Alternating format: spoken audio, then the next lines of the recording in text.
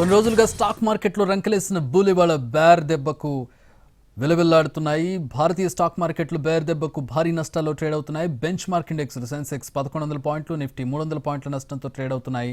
అటు bank Nifty కూడా 1500 పాయింట్లు పడిపోయింది. Index heavy weight HDFC bank త్రైమాసిక ఫలితాలు మార్కెట్ను నిరాశపరిచాయి. గత సెషన్లో 73,129 దగ్గర క్లోజ్ అయిన బీఎస్సీ సెన్సెక్స్ ఈ రోజు 1130 పాయింట్ల భారీ నష్టంతో ఓపెన్ అయింది.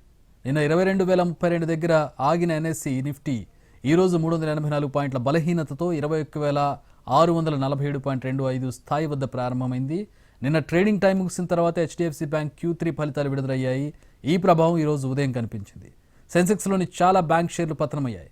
Yes bank, bank of Maharashtra, ICICI bank, Axis bank, Kotak bank షేర్లు లోయర్ సైడ్లో ప్రారంభమయ్యాయి. నిఫ్టీలోనూ ఇదే పరిస్థితి.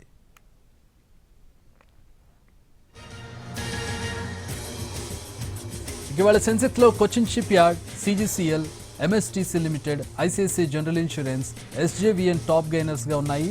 Reliance ITC, Nestle, HDFC life, Cipla, Hero Moto, Bharti Airtel షేర్లు కూడా లాభాల్లో ఉన్నాయి. మరోవైపు India energy exchange, Bandhan, SNP, Lodha developers, Gravity India షేర్లు టాప్ లూజర్స్ లిస్ట్లో ఉన్నాయి.